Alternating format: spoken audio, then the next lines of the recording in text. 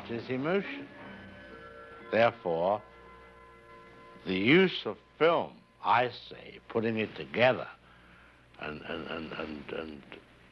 making it have an effect on an audience is, I think, the main function of film.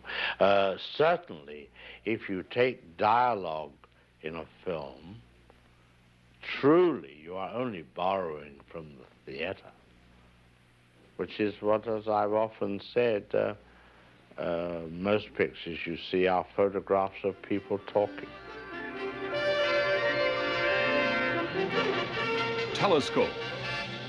Brought to you by General Motors of Canada, makers of Canada's most popular cars and trucks, and Frigidaire appliances.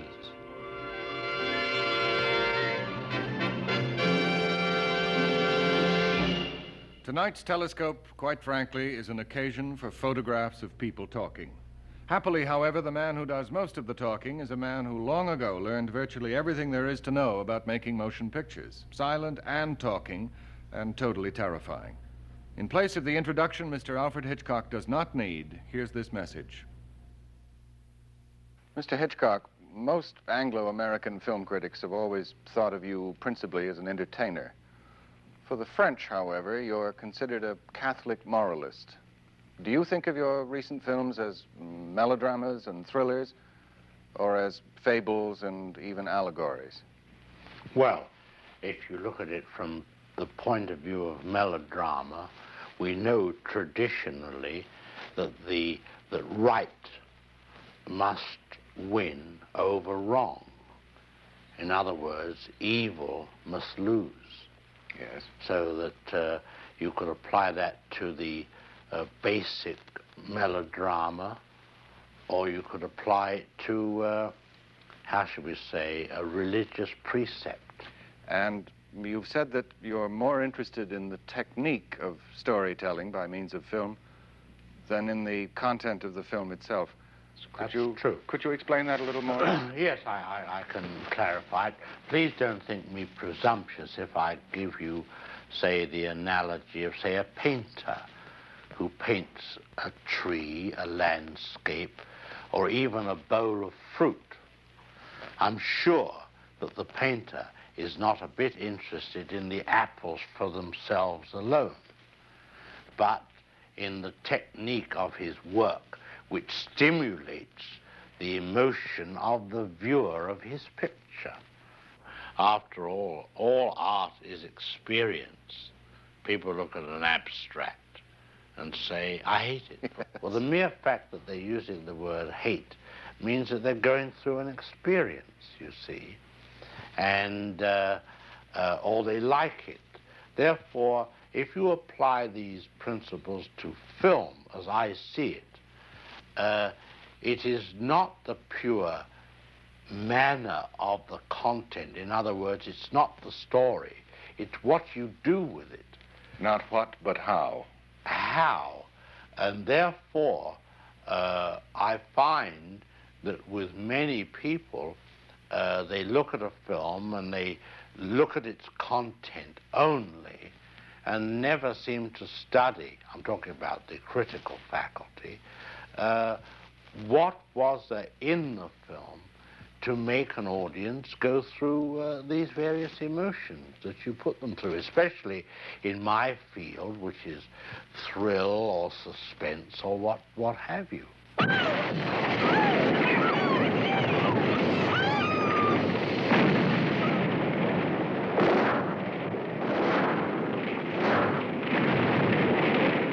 Sometimes one can almost say that the man who builds a roller coaster is an artist, because the grades and dives that he puts into it create the crudest and broadest emotions in the rider.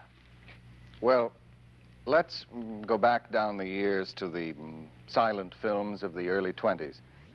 Since you were born in 1899, that period finds you in your early 20s also. Were you particularly interested in films before you actually became involved with them? Yes, deeply. They'd been a passion from your boyhood? Oh, no question. Well, As a writer and designer of titles for silent films, which was your first job in the film world, did you hope to become a director one day, or did that happen by chance? Happened by chance. My earliest job, after being in the editorial department, designing the titles, was being assistant director, and then I practiced my hand at writing a script. I did it on my own. I took a story, a novel, and eventually a job came up where I was going to be the assistant director, and they said, well, we've got to find somebody to write a script. Who's going to do the script? So I said, I'll do it. They read it and were impressed, and then I got the job. I was 23 then. And then my friend, who was going to be the art director on the same picture, found he couldn't come on this particular picture. It was a big, important picture. It wasn't a small picture. I said, I'll do the art direction, design the sets and so forth, which I did. And therefore, for about 2 or 3 years after that, I carried out the same routine. And then finally, I believe, I'm not sure, but I was told that the director of all these pictures was very jealous because I was getting credit for all this amount of work, and then he said he didn't want me anymore. So the producer said, would I like to direct? And I said, well, it never occurred to me. I was very happy doing what I was doing. What was the first film you yourself chose to do? My first choice was The Lodger. This is a book by Mrs. Belloc Lowndes about Jack the Ripper. The Lodger actually was a story in almost one interior. It was the landlady asking herself the question, is the man who is my lodger Jack the Ripper or not? And I remember in that film one of your first uses of staircases for dramatic effect, the lodger's hand coming down the staircase. Well, you see, those were substitutes for sound. Today, we wouldn't do that. For example, have I got time to describe you how the opening was worked? Yes, indeed. That's why we're here.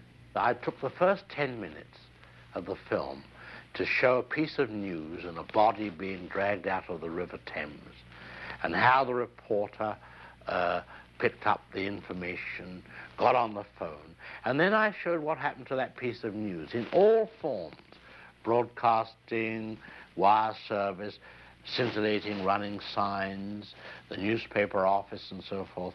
But each time I added a piece of information about Jack the Ripper. He only did it on Tuesday, only fair-haired girls. And I followed one blonde home to her house. And down in the basement, they're talking about it. And the lights begin to go down, slowly and slowly. And suddenly Mother says, Dad, put a shilling in the meter, the gas is going down. So Dad goes with a shilling to put in the meter. By this time, the place is in darkness, and there's a rat-tat-tat at the front door. Mother goes up to open the door, and she opens it, and Dad puts a shilling in the meter. You can imagine how the thing was quickly cross-cut. As the door opened, the gas came up. And there was a man standing with a cloak and a black bag, and obviously the Ripper standing there. And then later on in the film, I showed how he paced up and down the room. And I had the faces of the people below looking up to the ceiling of this agitated man. And I dissolved the ceiling away. I had a glass floor made. Yes, I remember that shot. Saw his feet going up and down. His feet. Then when he went out at night, you saw, as you described, the well of the 4 flights of stairs and only the hand going down.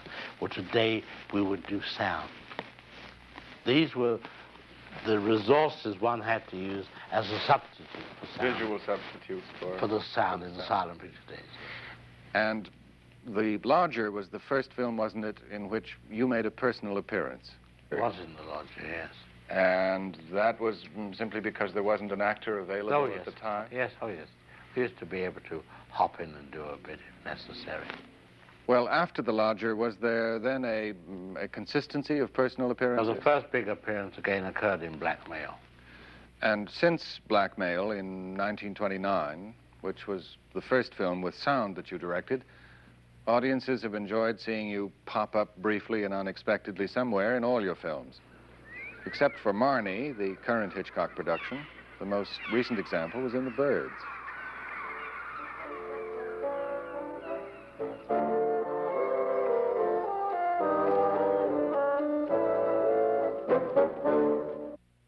Mr. Hitchcock, most critics have always considered Shadow of a Doubt, which you made in 1943, as your finest film. Me too. That is your opinion of it still? Oh, no question. In Shadow of a Doubt, of course, as in all Hitchcock films, your use of the camera has always been unique. The whole technical side of filmmaking, especially editing, has been a principal concern of yours. Would you be good enough to explain some of the basic methods in the cinematic approach to storytelling? Well, you have two kinds of what we might call montage. I think we call it cutting. It isn't exactly that. Cutting implies severing something. It really should be called assembly. Mosaic is assembling something to create a whole.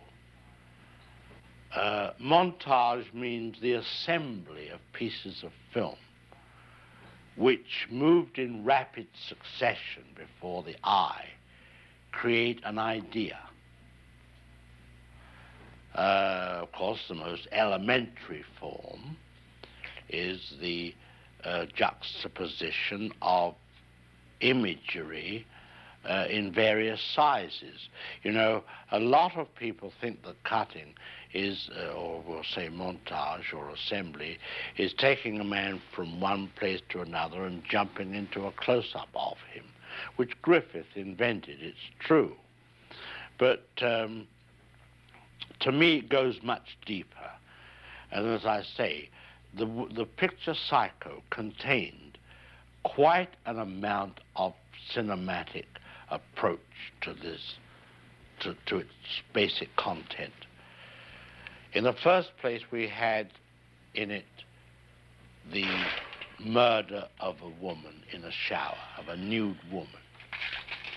Now, as you know, you could not take the camera and just show a nude woman being stabbed to death. It had to be done impressionistically. So it was done with little pieces of film. The head, the feet, the hand, the parts of the torso. Shadow on the curtain. Everything, you see, was used. The shower itself. I think in that scene there were 78 pieces of film in about 45 seconds.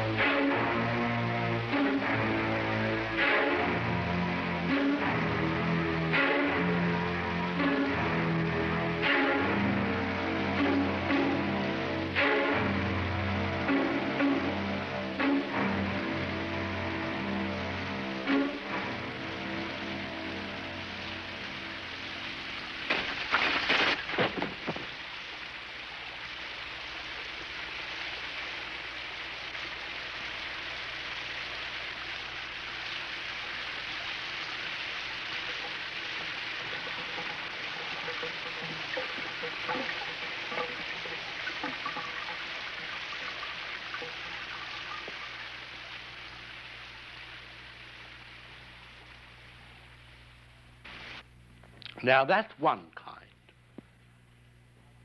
Now we'll take another kind, which I would prefer to call, say, the orchestration. Loud notes, soft notes, and so forth. The second murder in Psycho was treated quite differently. It showed a detective coming up the stairs, the audience already aware that a monster was around. So they were apprehensive for him, but they didn't know when it was going to happen. So I have this man mounting the stairs in what we would call a medium shot, a waist shot. And he gets to the top of the stairs. Then I take the camera and put it very, very high, way, way high, above the ceiling almost, as though we're looking down on the whole thing. And a little figure runs out with a raised knife. And the hand goes up with the knife into the air and starts to bring it down. Now remember, these are two tiny figures. Then the next cut is a big head of the man as the knife goes across his face. Now, this is size of image put together to create shock. In other words, if it were music, it would be tremolos on the violin and suddenly a brass instrument, which is the big close-up. And from that he fell and went back. So there's an illustration of using the size of the image to create shock, or whatever you will. Now the third way is what one might call pure cinematics, the assembly of film, and how it can be changed to create a different idea. Now we have a close-up. Let me show what he sees. Let's assume he saw a woman holding a baby in her arms. Now we cut back to his reaction to what he sees, and he smiles. Now what is he as a character? He's a kindly man. He's sympathetic. Now, let's take the middle piece of film away, the woman with the child, but leave his two pieces of film as they were. Now we'll put in a piece of film of a girl in a bikini. He looks, girl in a bikini, he smiles. What is he now? The dirty old man. He's no longer the benign gentleman who loves babies. That's the difference. That's what film can do for you. Or you for it, as it were. Now, let's talk about some of the writers who've worked with you on the screenplays of your films. Among them, Thornton Wilder, Arthur Lawrence, Dorothy Parker, Robert Sherwood, Maxwell Anderson. Which kind of writer do you find best suited for creating a film script, the playwright or the novelist? I would say the playwright, rather than the novelist, is more important, because you need scenes, playing scenes. And it's people who are from the theater who can write playing scenes for you. They've learned that compression and essential compression flow is very, very, very, very important. After all, who was it once said that drama is life with the dull bits cut out? So compression and economy belongs to the playwright. It doesn't belong to the novelist. You know, he can go on for 1,000 pages. Quite so. Well, let us go on to further pictorial aspects of filmmaking. You first used color in Rope, I believe, and 10 of the 15 films you've made since then have been in color, though many producers seem to believe that a thriller should always be filmed in black and white. Which do you prefer? I prefer color because there's plenty to dramatize in the color. By not using color until you need it dramatically. In the same way, music is often valuable. Sure, I think music's very good, especially when it's needed for silence. The absence of it. Yes, of course.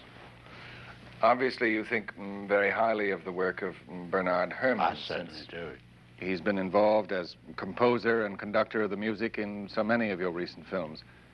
How do you and Mr. Herrmann go about examining the contribution of music to a film? Well, I don't know. As far as I'm concerned, he does as he likes. I'm brought in at the very beginning of the idea of the film. And by the time it has gone through all its stages of being written and rewritten and the final process of photographing it, I'm so much part of the whole thing that we've all begun to think one way. But I've always found with musicians that you're in their hands anyway. What can you do?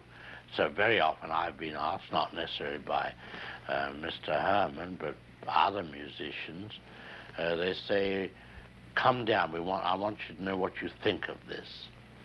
And you go down and you say, well, I don't care. If I say, well, we can't change it, it's all scored. So the next time you take good care to say, well, can you play me some and let me hear some of it before you go to the expense of an orchestra? Oh, no, you can't. You can't play it on a piano. It's not possible. So that there is no way to find out. So you are in the hands of a musician. Well, Psycho is a very good example of the, if I might put it, the freedom with which Hitch thinks about music. Originally, the plan was, in our discussions, not to have any music over any of the murder scenes. However, I differed with Hitch about this and felt that music was needed. And when the music was recorded and we were dubbing the film, and we got to the murder scenes, we ran the scenes without music. And then I suggested to Hitch that I would like to show him the same scenes with music. And he said, I thought that we had agreed not to have any. And I said, well, we can have it that way, but at least listen to the way I feel about it and the way I've written it. So we ran it with the music, and he said immediately, we must have the music, of course. And I said, but you were against it. He said, oh, no, all I made was a poor suggestion.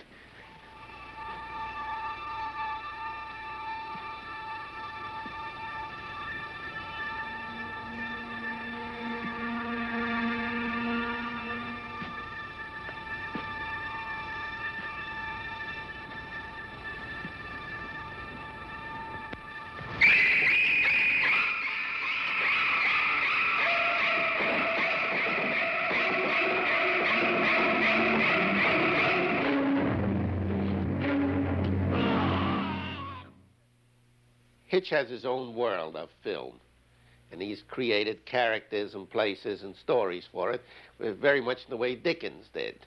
It's not a question of whether it is a real world or an actual world, but it's a world that has been imagined and realized. Dickens was able to do it through the page, and Hitch does it through this film. And although many of the stories that he has told are stories of our time, I believe the way of presentation and the motivating psychology is essentially of the period of Dickens and the great Victorian writers. Psycho is very much, for example, like a Wilkie Collins story. I think this is part of Hitch's great heritage as an Englishman, and one that he's been able to transmute and to carry forward in the world of the cinema.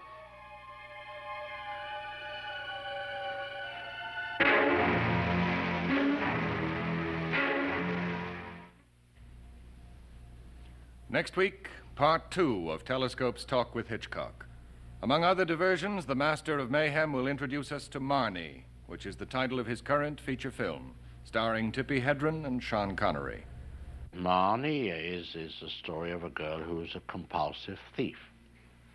And she does various jobs and then runs up against a man who falls for her, knows she's a thief, and engages her in his company, and he courts her. But he's a little disturbed when he finds out that she's robbed him as well. It's real sort of late Victorian Edwardian type of hero, you know. Very strong, very meaty. It's a very intriguing yarn. Fletcher Markle for Telescope.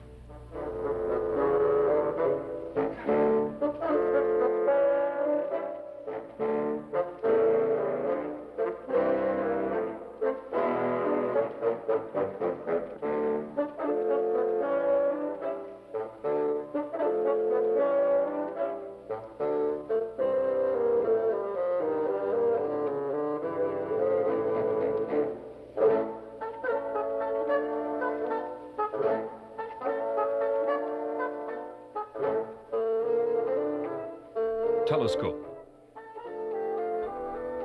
has been brought to you by General Motors of Canada, makers of Canada's most popular cars and trucks, and Frigidaire appliances.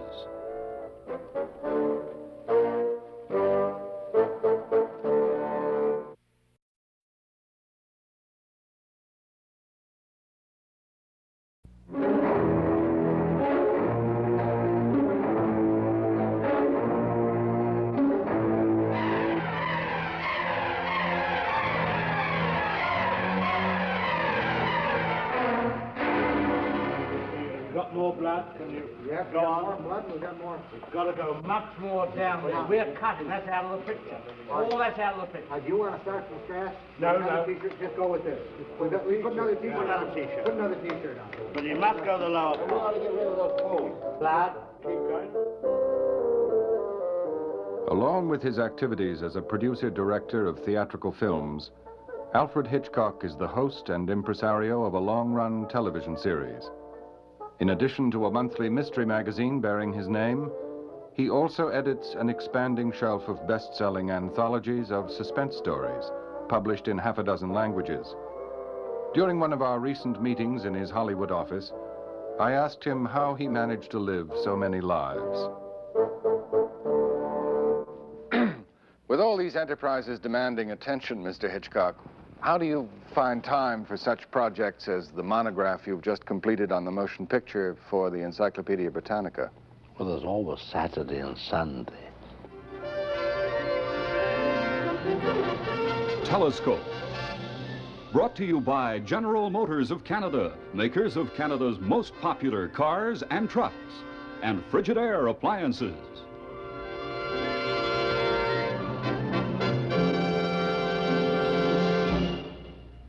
Continuing our talk with Alfred Hitchcock tonight, we're going to find out why such labels as the Merchant of Menace, the Pied Piper of Peril, and the Panjandrum of Panic have been pinned on his conservative lapel. Also, it pleases us to promise you'll be hearing the Hitchcock theory about the theater in the year 3000, a startling revelation from the man whose successful manipulation of evil in the movies would seem to indicate that evil is the root of all money. Mr. Hitchcock, there's been a lot of comment over the years about the social impact of films on audiences, their influence for good or evil. Do you think that films have much real influence, or is it merely a momentary thing? I think in the main it's a momentary thing. I suppose if one stood outside any movie house, most of the faces are either giggling or smiling, even when they come out of a horror picture. You don't see them coming out pondering deeply. I think the immediate reaction to a film is quite different from a later reaction. I'm sure that there are certain things in films which affect fashions. You know, the famous occasion when Clark Gable left a T-shirt off or something, and the sales fell off enormous. It happened one night. That's that was, right, yeah. So you don't really feel that sociologists have much of a foundation for saying that films that record the criminal impulse or television shows that concentrate on crime have a lasting influence on the viewer? I would say it had an influence on sick minds, but not on healthy minds. It reminds me of when I made Psycho. A man was arrested in Los Angeles for murdering 3 women. And he is alleged to have said that he murdered the 3rd woman after seeing Psycho. So I was called by the newspapers for a comment.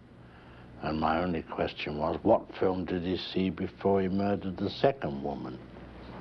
And perhaps before he murdered the 1st woman, maybe he'd just drunk a glass of milk. Fair enough. And the little boy came up to me once in the street, about a 7-year-old boy, and said, Mr. Hitchcock, in that murder scene in Psycho, what did you use for blood? Chicken blood? I said, no, chocolate sauce. Okay, and he went on his way. Well, see, the operative phrase was, what did you use for blood? He didn't believe it. And yet, even though audiences are increasingly familiar with the machinery of filmmaking, special effects, process photography, and so forth, they're still completely entranced by the finished film. Oh, I'm sure they are. I'm sure they are. Well, you often employ technical stunts in your films that audiences never notice. It's like in Marnie, you know. Marnie is This is the new film. New film, where the girl is a compulsive thief. But after every job she does, she always goes down to a farm in Maryland, and I suppose using some of the proceeds, goes riding on a horse. Loves to ride on a horse. In the open air, let her hair blow free, almost as though she were cleansing herself of the crime she's just committed. And though most of those riding sequences were shot on location, it was still necessary to use a rear projection screen on a soundstage to capture certain details of action and reaction. That's true. But let's turn now to the subject of actors. I imagine that you sometimes have problems when you're working with an important star in that he or she mustn't turn out to be the real villain of a story. Audiences don't like that sort of thing. They won't be the villain for their own sake of their own career. And very often, after all, the idol which you put up there must do no wrong. Yes. I was thinking of the ending of Suspicion. Yes, well, that was a complete mistake, you see, to make that story with Cary Grant. Unless you could have a cynical ending.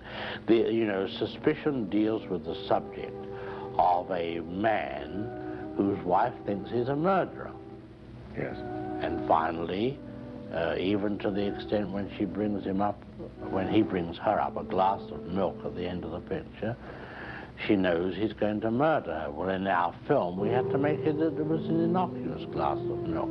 In truth, the ending of the picture should be, yes, this is it, and this is the murder.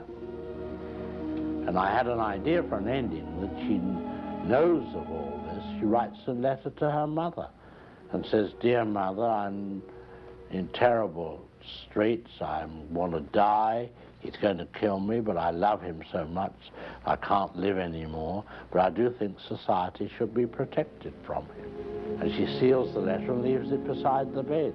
When he brings up the fatal glass of milk, she said, "Would you mind mailing that for me, dear?" She drinks the milk, literally commits suicide. And you fade out on her death. And you have one shot, a cheerful, whistling Cary Grant popping a letter into the mailbox. That's the way I wanted to end the picture. Well, speaking of endings, let's turn now to the subject of The Birds, one of your recent pictures with a somewhat controversial ending. Did you intend The Birds to be a fantasy?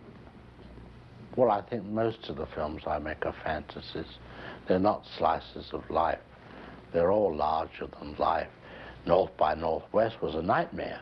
If I'd had my own way and was not considering the global audience, I would have jumped that man all over America, like a nightmare, from one dreadful experience to another. But I had to smooth it out for audiences. So that was a real fantasy. Sure, The Birds was a fantasy. But it had a tremendous air of reality to it, nevertheless. So do nightmares. What was it that appealed to you in the Daphne du Maurier short story on which the film was based? Oh, I think it was an example of an extremely unusual occurrence. I think the unusual nature of the occurrence appealed to me. And how did you go about casting a writer for the screenplay? I presume you cast writers to work with you as you would cast actors. I remember one writer I had in, I think he was an English writer, who said to me, "Well, I see this film done only in one way. You should never see a bird."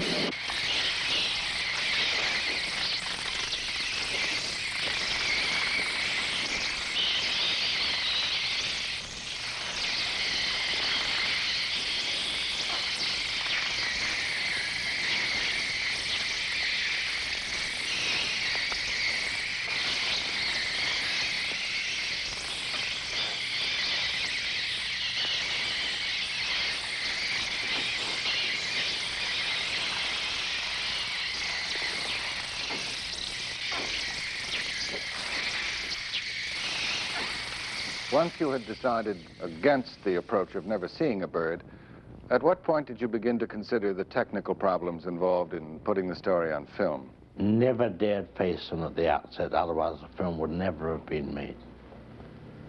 We had to play it by ear. Well, at what stage did you finally have to turn your attention to technical considerations? Oh, at the beginning of the picture, but they were so involved that we were well on the way in the shooting that we had to face up to these enormous technical problems. In the film as a whole, there were about 28,000 birds used, 3,000 of them trained, 30 of them specials, and about 4 leading actors.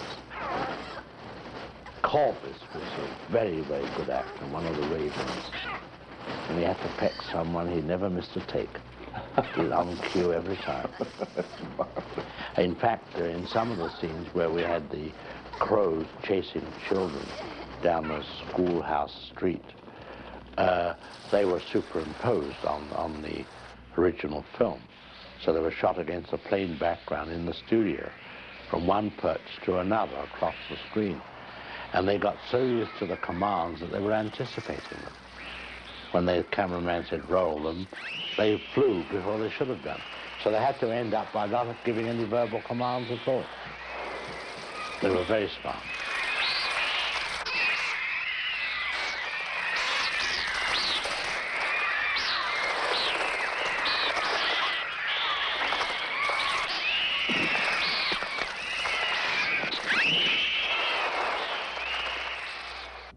Well, the birds may have been a fantasy, but it had a tremendous air of reality to it, nevertheless.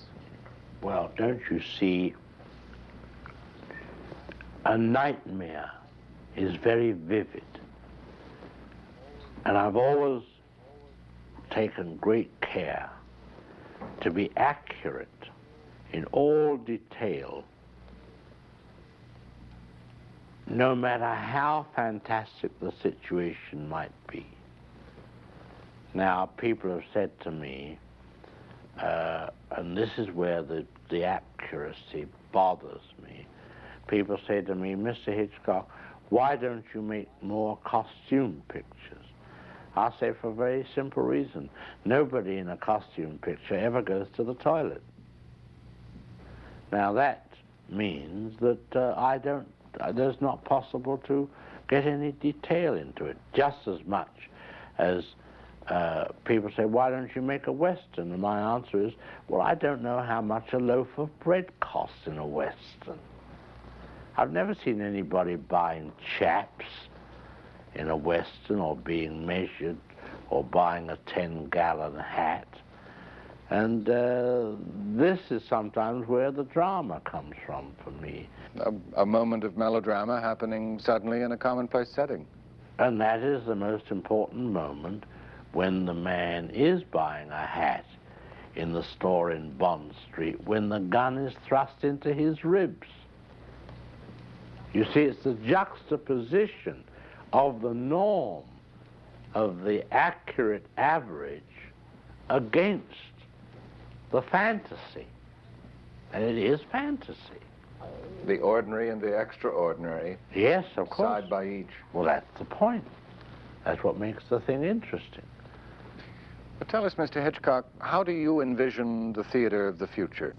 I see the possibility, maybe in the year 3000 or something, that people go to be entertained, if entertainment is still needed then, and they go into a big darkened auditorium, and they are mass hypnotized. And instead of identifying themselves with somebody on the screen, they are that person. And when they buy their ticket, they choose which character they want to be.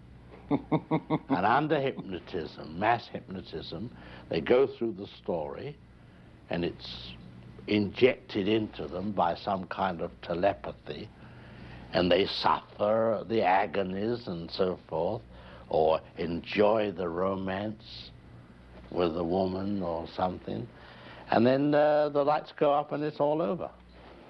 Would the... Maybe it's Hitchcock's new conception of how to dispense with actors. Or because of what have I said once on one occasion, Walt Disney has the right answer where actors are concerned. If he doesn't like them, he tears them up. Well, supposing mass hypnotism did come as a logical or illogical progression in entertainment, would you be interested in it as a director? Yes, you'd have to have a director. You'd have to have a writer, because you'd have to write the story. The director would, I suppose, be the hypnotist, because it would be his manner of directing the minds of these somnolent people into the right direction and approach. The whole idea is very ephemeral and very hard to... I'm not so sure about that. I have a very strong feeling that that's the kind of thing you're doing today. I suppose it is, in a way. Yes, it is. Now, about television. What was your reason for becoming involved in television in 1955? Well, I think that those who were apparently guiding my destinies, we'll say my commercial destinies at the time, thought it would be a good thing to do. And in many ways, of course, they were absolutely right. We're about to start our 10th year. Naturally, your wide variety of activities doesn't allow you time to direct any great number of television shows, but I presume you select and approve all the stories. Oh, I'd definitely go into the stories very thoroughly with an indication as to how they should be treated and so forth. And then, of course, I go through the finished product. And Miss Joan Harrison, of course, who's your associate in the making of the television series, has a pretty good idea of what you like and don't like anyway. And Mr. Lloyd, who is also an associate, Norman Lloyd, producer, he's been with me a long time. And shall we say, they know what I'm talking about.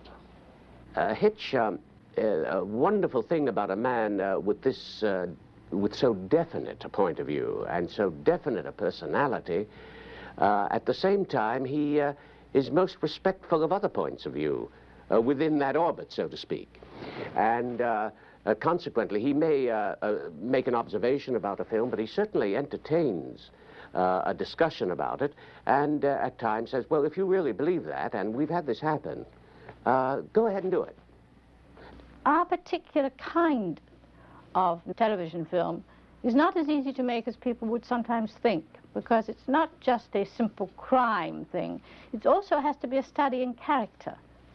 And the kind of story that Hitch most likes to make, which is a story in which innocent people get involved in something terrible, very often which see themselves have not brought about, but which just happens to them, requires character building. Yes. As well as keeping the suspense going.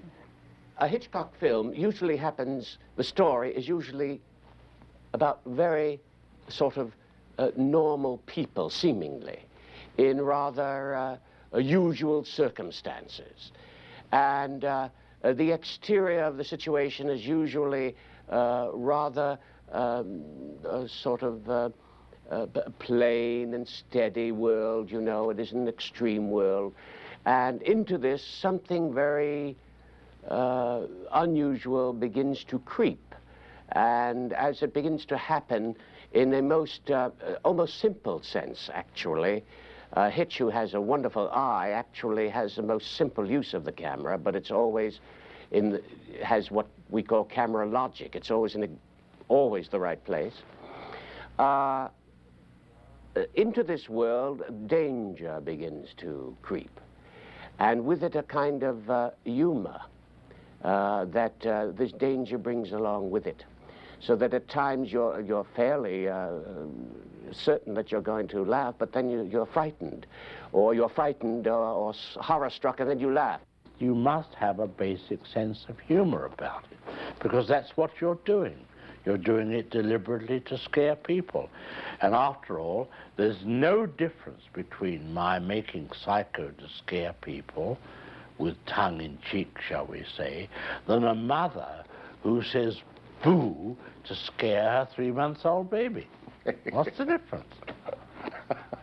I've never known any man who enjoys making films more than Hitch. It's just, it's so much part of him. It's so, the enjoyment of it is an example of how life should be.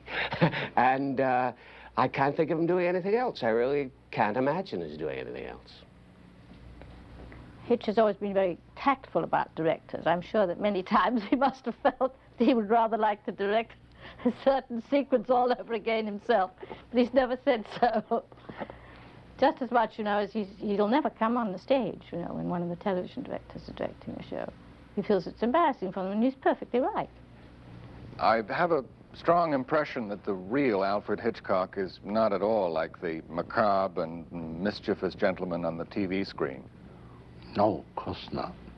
You've said that you're a very shy person, Mr. Hitchcock, which is not at all the public's impression of you. Would you care to comment on that? Well, I am shy, you know. I'm not very gregarious. I don't mix with a lot of people. I don't think I'm very good in the company of a lot of men. Or, I don't know what it would be like among a lot of women. I don't know. But, no, we live a very quiet life, my wife and I. You know, I come to the studio, I do my chores, and go home. And what do you do for relaxation and diversion? Make pictures. You read a great deal, I would imagine? Yes, but I don't read fiction. I read biographical material or historical or travel. But I don't never read fiction. You've also done a great deal of travel yourself, you and Mrs. Hitchcock. Oh, yes, we get around, yes, sure. Tell me, if you were not a filmmaker by trade, whose films would you be likely to enjoy and admire as a moviegoer? Well, I'm not a moviegoer, so I wouldn't know. Sorry to say. Well, let me rephrase I say that's a bad advertisement for our business. But let's say, who am I? I'm only one among so many.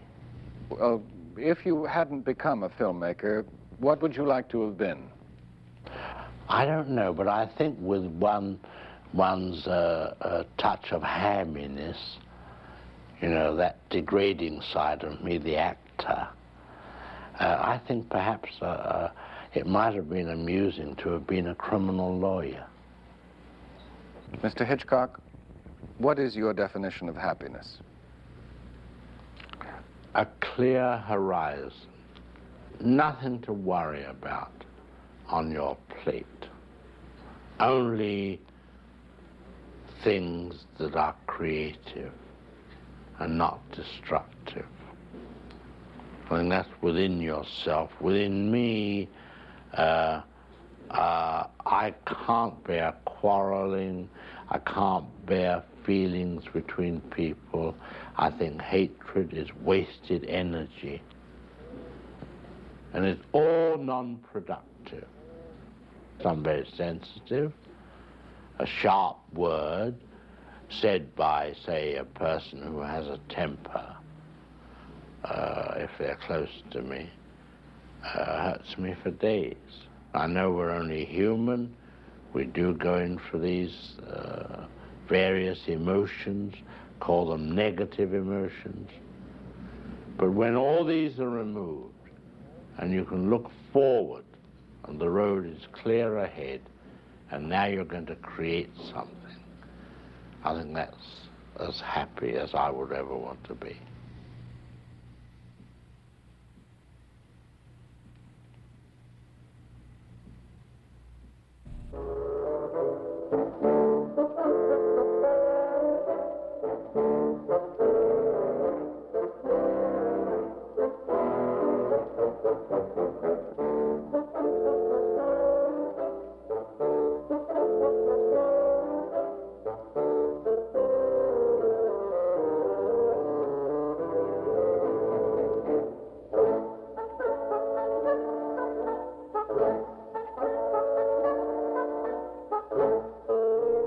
Telescope has been brought to you by General Motors of Canada, makers of Canada's most popular cars and trucks, and Frigidaire appliances.